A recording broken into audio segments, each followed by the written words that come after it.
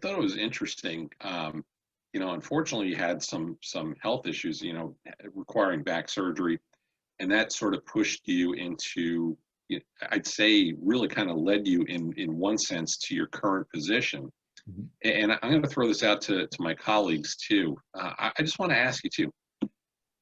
First of all, I seriously doubt that when you were training and going through all those countless hours and procedures that you were doing, that you would imagine yourself at this stage of your life being where you are now. But life takes us through a journey that has unanticipated twists and turns.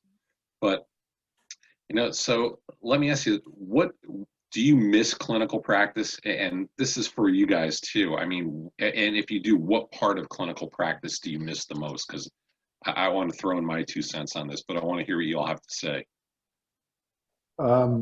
So yeah, after my own back operation, it's been non-clinical since then, recovery, rehab, and now my sort of second phase or this phase of my career. And I think I miss the actual patient interaction.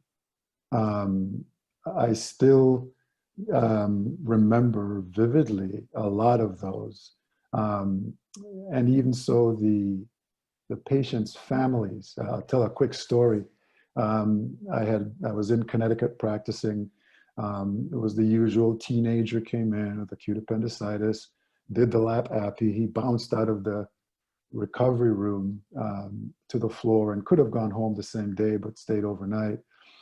And I ran into the parents of that patient a few months later. And they were telling me the story of how, I had changed his life. And I went, whoa, okay, I took out his appendix, but that's pretty much all I did. And they said, no, they said, he just really used that as a springboard, and he was excelling in school and baseball. And they said, we'd never seen any kid be so happy to have appendicitis. And he had really enjoyed sort of the interaction. I was kind of coaching him through being sick, and coaching him through surgery. And for some reason, it just really resonated with him that he could go on and just sort of conquer the world. And those kinds of stories, I think, resonate with me in terms of an interaction, a chance interaction, as having somebody just sort of fly into the rest of their life. And boy, I have a few of those, to be honest. Wow, you know what strikes me about that story, Courtney, is the fact that it was a chance encounter. Yes. that you saw his parents and had that exchange where they had the opportunity to share that with you. Elsewise, if that hadn't happened, you may not have heard what impact your interaction had. But to take that just a little further, I think it's something to keep in mind, especially on those worst days when things aren't going as great as they should be, that there are untold or unseen ripple effects that your interactions have had that have had a benefit. And that should buoy us as we move forward through those challenging times. So yeah, thanks for sharing that story. That's what struck me. I read something just this week where they were talking about 90% of physicians don't recommend, medicine to their kids. And yet 75% of people still place physicians at the top of the respect line in terms of a profession and what they think about it.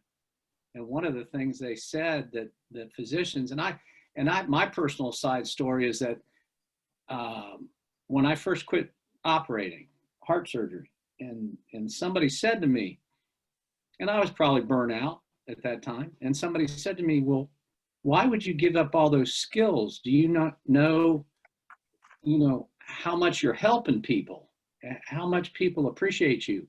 And I would say after that fact, from that point on, I would listen and I would see people. Oh yeah, you took care of my mother and she loved you to death. And, we've never forgotten you. And it was from 15 years prior. And I'm going, oh. So you didn't realize the effect you could have on somebody that way. Maybe your minister at church can have that effect too, but a physician, I don't think we take our how much of a personal relationship we have with our patients to heart. You know, we go on and go to the next room. That patient, appendicitis, goes home. Great, he did well and he went home, and we're all thinking about the results instead of the person that we just took care of, you know. So that I think that's a great point Courtney makes about. But you know, it's the example that you set in that interaction too, especially with the young person. You know, that's a form of coaching or mentoring right there too. Thank you so much for joining our discussion today. If you'd like to learn more about our guest, head on over to our Patreon page where you can access exclusive content, including the full segment of our show. Never want to miss an Inside the Doctor's Lounge clip? Be sure to click the subscribe button to our MD Coaches YouTube channel. As always, we appreciate suggestions for future show topics, so let us know what you're thinking in the comments below. And finally, special thanks to Ryan Jones, who created and performs our theme music for the show.